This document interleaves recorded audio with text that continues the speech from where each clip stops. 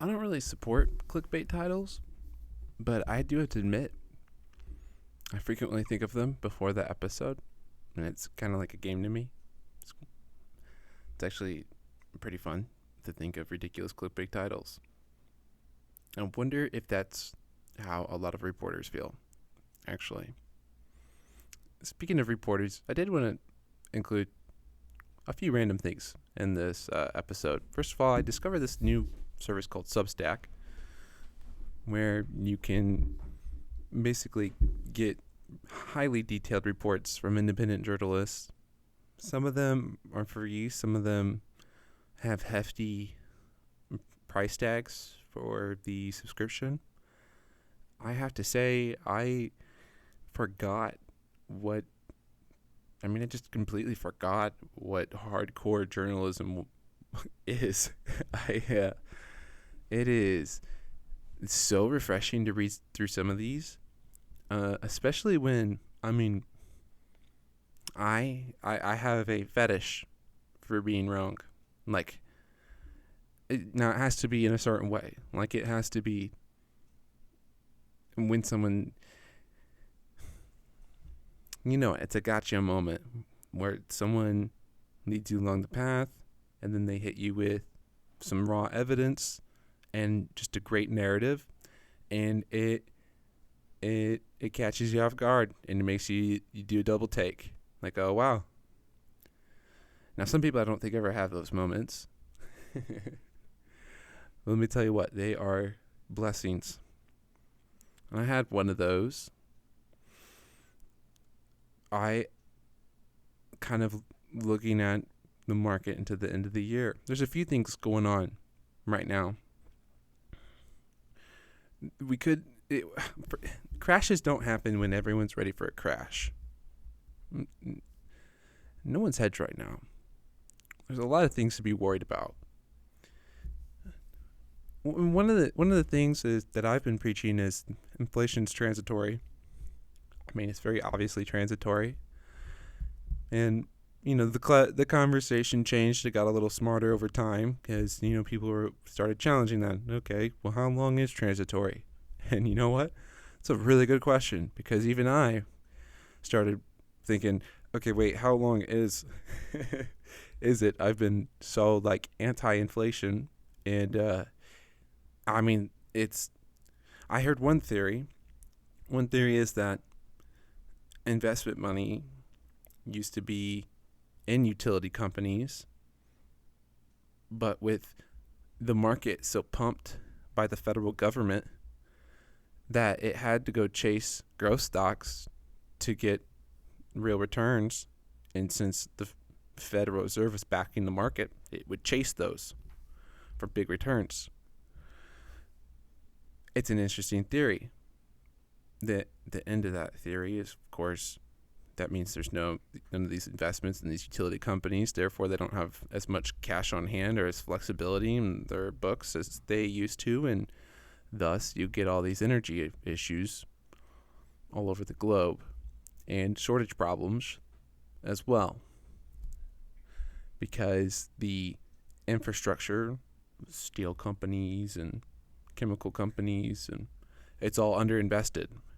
David Einhorn he's the first one to pitch that theory, first of all, and he's magical hedge fund manager. He started his hedge fund right before the dot-com bubble, managed to navigate the whole thing, never got burned, and has done well since as well.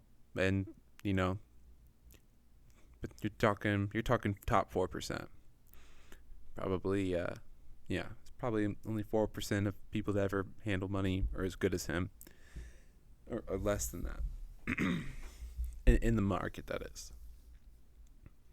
So it's a pretty significant opinion when you consider where it comes from, or significant theory. And I still kind of wonder to what degree technology disrupts that. There's a whole bunch of engineering issues with switching to clean energy. It's not as sturdy.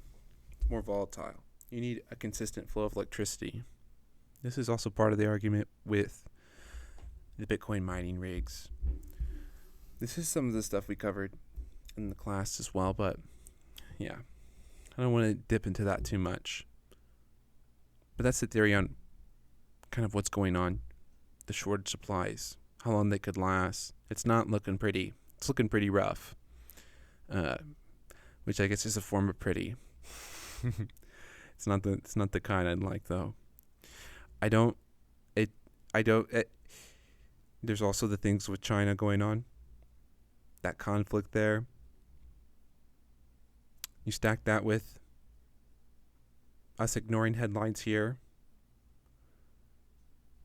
especially when it comes to the airport boycotts. It's hard, right? This is part of the struggle here. What's going on with the airports? And I mean, this is the benefit of doing this podcast over a Discord app, because it's funny. I'll talk about the airport stuff with people, and they will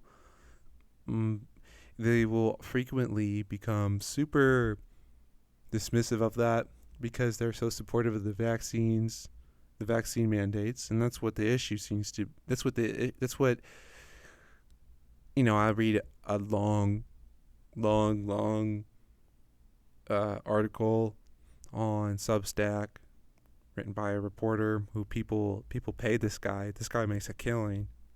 People like the due diligence he has, to the extent that they go out of their way to seek him out and then pay him.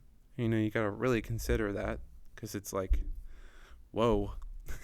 It's not easy to find these people. You have to really care a whole lot to do that. So it's either they are way off the deep end, or they are just that good. And it's not hard to tell the difference, truly. And he had a really detailed article why he thought the issue was that workers were not returning to the airlines because they didn't want to get the vaccine mandates, and that this was going to persistently be an issue. If you Google that right now, you're going to see one article that maybe mentions it, and then it's going to be dismissive of what's going on. It's going to say it's not because the workers don't want to, or, well, actually, that's more of what Delta said, is what the article claims. And it's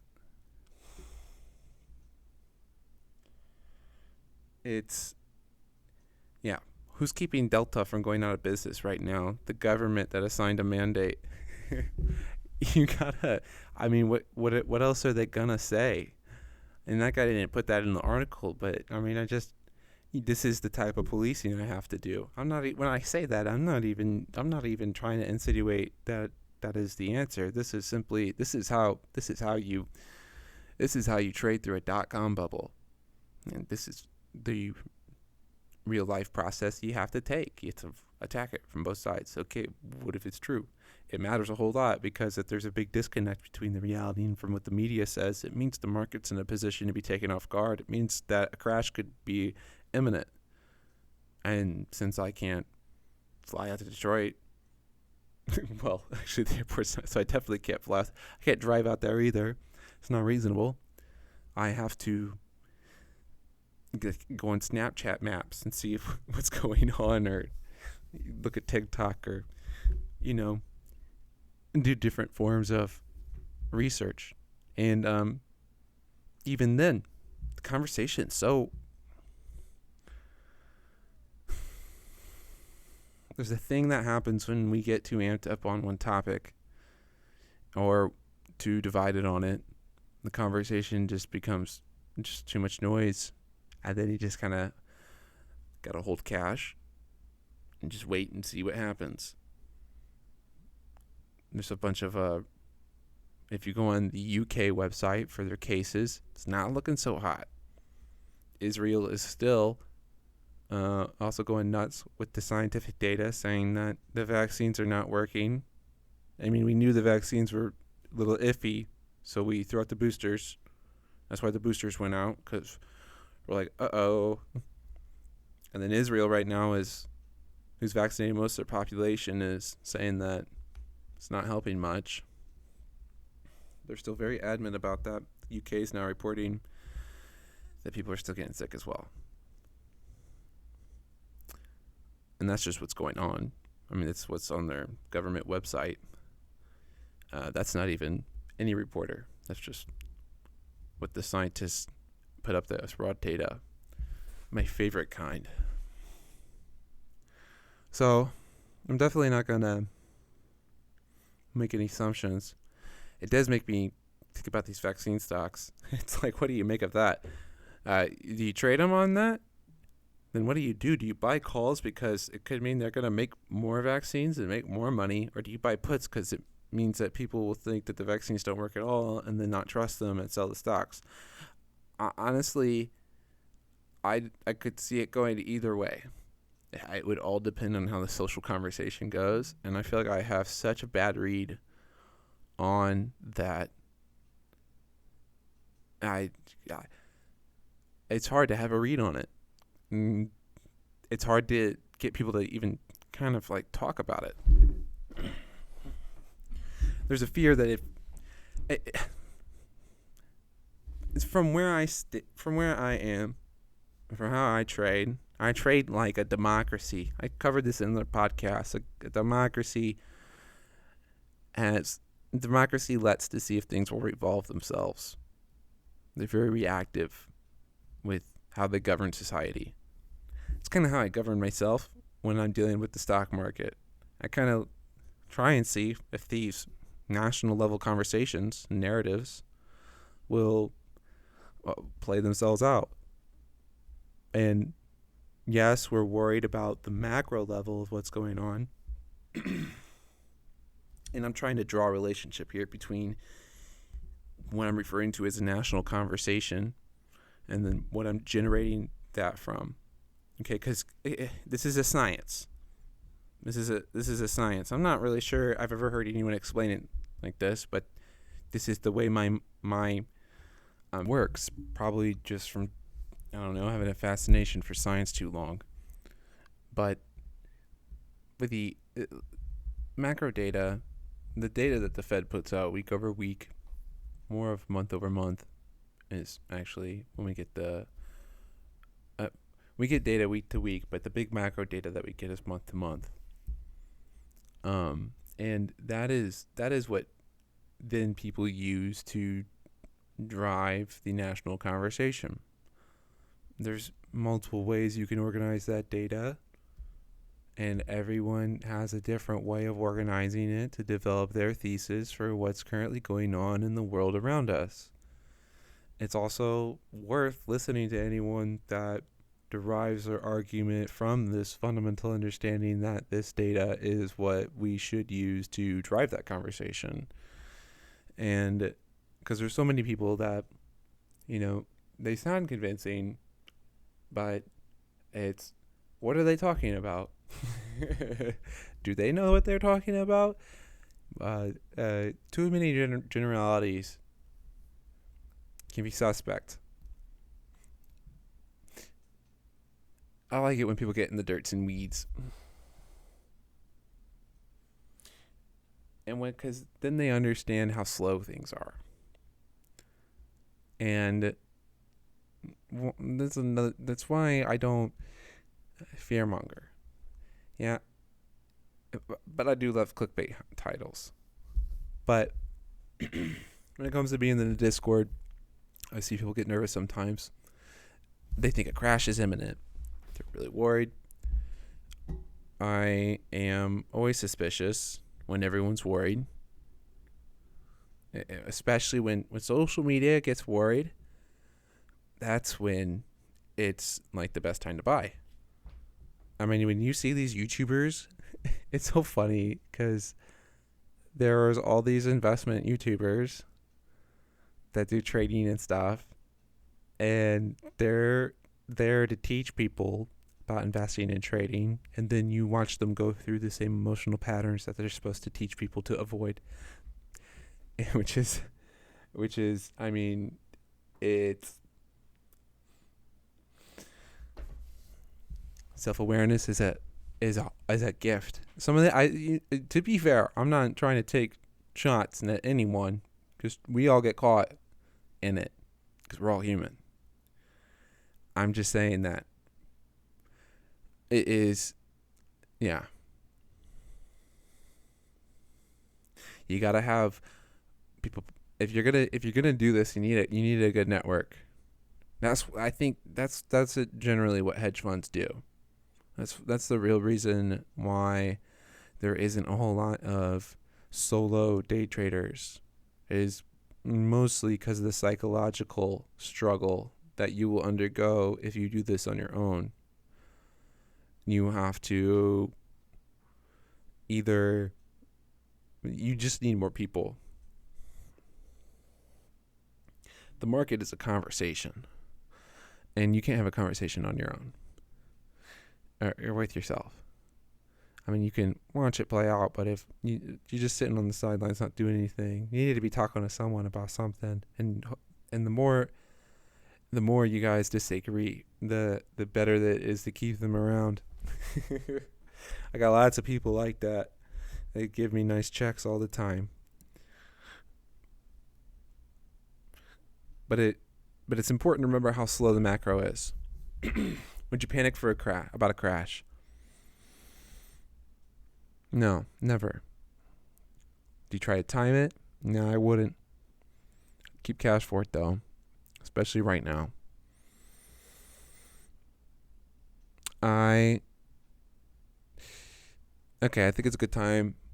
Yeah, so, shortage issues, China, inflation, high prices, usually the cure for high prices, though, and technology might fix a lot of the supply chain issues. But how long these things take is the real question.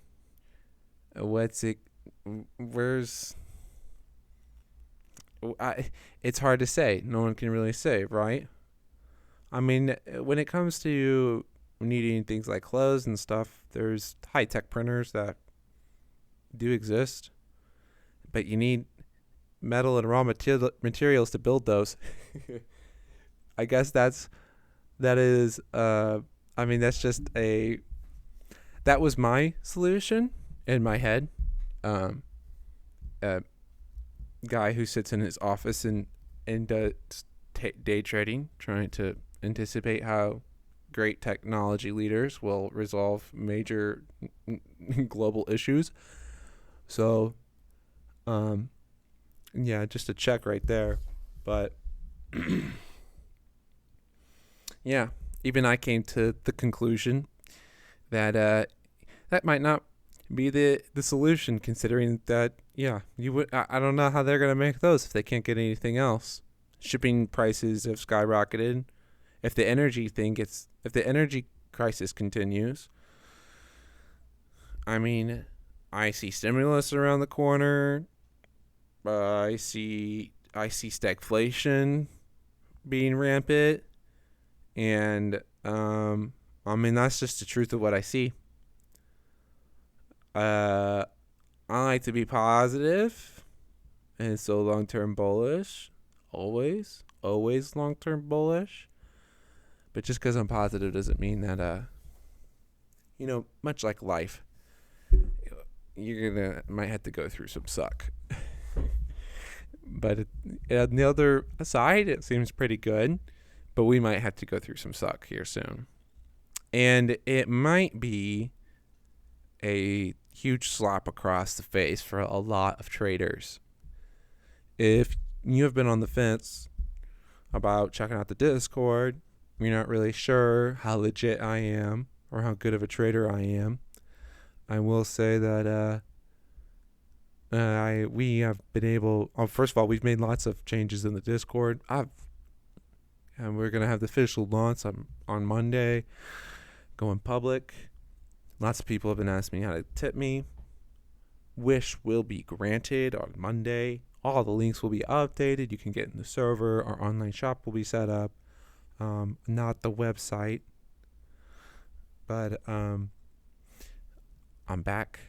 I'm back. I'm back to.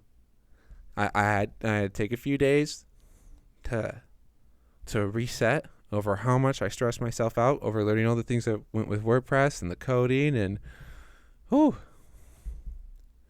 there was a lot of long days and a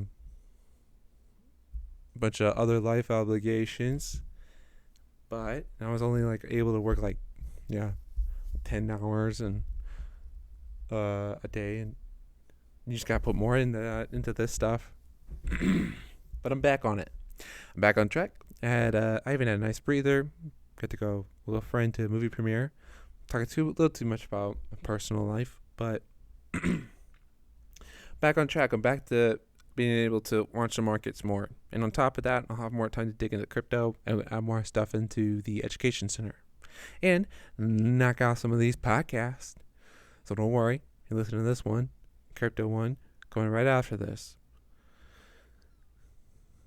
Now back to the fear mongering. Just kidding it. I don't want to fear monger. But in these bear markets, what I think is going to be a bear market, it's going to shake. It's going to shake out the weak. And I love the sound of that.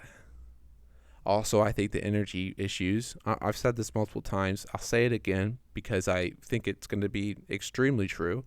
And granted, if it's not, just stay tuned. I'll let you know. I'll be on it. If you're in the Discord, you'll definitely know. The instant I changed my mind. But I don't want to directly talk about the cryptocurrencies because we'll do that next podcast. What I want to talk about is the things you can trade. So the Bitcoin futures is now listed on the market. And I would be cautious of buying the miners right now because they're going to rally with the cryptos. And I would be cautious of buying coin. Maybe look for a good dip over the next few days. Or maybe, weekends, cryptos like to rally on the weekends. Granted, this probably comes out on Monday morning. Because I'll probably render, and then I'll probably put them together like early in the morning before the market opens. Before I do like my morning review. That's probably what I do. And you'll probably see a sell-off around then. That'd be a good point to grab some positions as like a nice market hedge, in my opinion. That's probably what I'm gonna do. I've already done that a little bit. But I just see anytime, if the market starts selling off, what it boils down to is actually a lack of confidence in the government and a lack of confidence in the Federal Reserve. Because it means the market doesn't think that they're going to come save it. Which I actually, I feel guilty for putting this helpful information at the end of a kind of a really ranty podcast. We take such curvy paths. I like to think they're more like scenic routes, but I've heard various opinions. I try to be mindful of them. But what I'm trying to get at is that if the market crashes, let's say the market crashes 20%. I don't think they can actually let it crash past 15%. Why am I saying this? Well, you have to think about how these corporate companies are set up. The big ones. Not small businesses. You need to worry about the big ones. You need to be worried about who employs the most people and how they're structured. These companies are structured in a way where their bonuses are often tied to their stock performance. Now, this isn't applied to the average worker. Of course not. But the average worker isn't making decisions for the company. The CEO is. The CEO wants that board to write him or her a big check. And so it's also their job. It's written in their job to get returns on the stock. And much like the people try to make the excuse for Facebook, There's some people that will just blindly do that job to every maximal potential of it. And if the market crashes, snip, snip, snip, snip, snip on all the jobs. Because you just hit my bonus. And now I need to cut lots of projects on the company. Because not only did you just hit all my bonuses and my management team's bonuses and also cause people to sell the stock. Now the company has less capital. Now we can't take as many risks and start as many startups. But also, it just causes this catalyst of domino effect of that domino effect into real life, I guess you could say. Makes it sound like a video game, but it was never intended to be a game. But it was also never intended to actually affect the jobs of the people in the company. I don't know. Actually, even when I say that, I'm not so certain. It's really hard to say how that should play out, or if there's like a moral issue, other than the fact that it definitely shouldn't be so dependent on what the Fed does. That's the issue with the money printing right now, is that the financial system is globally, in fact, is at the complete mercy of the Federal Reserve in what they do, to an extent that I don't believe we have very many comparisons to. Now, I'm sure there's some clever people that can draw some relationships here and there. I also think that that's irrelevant to the situation that we find ourselves in. Like, what do we do now? Okay. Well, you just always assume that they'll come and save the market if it crashes, right? So I'd keep that in mind. It's another reason not to try and time this crash. There's going to be people that say, oh, they can't print more money. There's $300 trillion of global debt. Does that number even mean anything at all? Just think about how meaningless that is. We're well past anything that's when the bank owes you, when you owe the bank $20, it's your problem. But when you owe the bank $300 trillion, it's no one's problem. We just wipe the books. There's nothing to do past that. Like, it doesn't make sense. Part of that debt actually brings us right back to China, which is something we should probably touch on before we give this podcast a break. This is getting a little longer because there's a lot of process, because this is going to differ from my previous opinions. But there's been a lot going on. I haven't been able to solidify all those in a medium as detailed as this one. But China with the Evergrande, it's October 23rd. We are looking at what could be their first true default. So it's important to see how the market reacts to that. It's also important to pay attention to what's going on in India, because India could be the canary in the coal mine for the greater energy issues that we're probably going to see develop globally. And keep in mind that the U.S. will get hit with these. We will eventually suffer. If the rest of the world suffers, it'll hit us. It'll just hit us last. And actually, we're so narcissistic and self-obsessed still, even as we claim to not be it. We still are, and we don't pay attention at all. So we will definitely get hit by it, probably taken off guard by whatever develops, whether it's more issues with the virus, or more inflation fears, or the energy fears, or something going on with China or Taiwan. There was a big meeting with some hedge fund managers, and this is actually something I really wanted to get to. There was a big meeting between a bunch of hedge fund managers recently, and they discussed how they think an invasion of Taiwan would go down and the likelihood of it happening. It's pretty even split. But there was one thing they agreed on in the conversation that I really didn't like. Because I'm not saying that I disagree with it. I'm just saying I don't like hearing it. I want it, so I want to disagree with it. I understand.